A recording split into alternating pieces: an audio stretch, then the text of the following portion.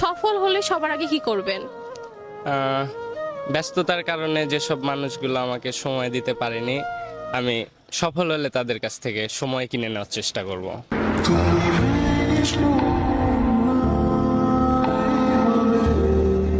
যদি কখনো সফল হও সবার আগে কি করবা? কিছু কিছু মানুষের ভালোবাসা টাকা দিয়ে কিনে নিব। যদি কখনো সফল হও সবার আগে কি করবা?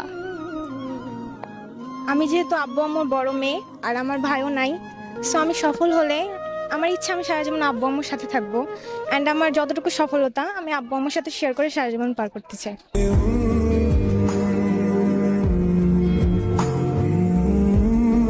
সফল হলে সবার আগে কি করবেন?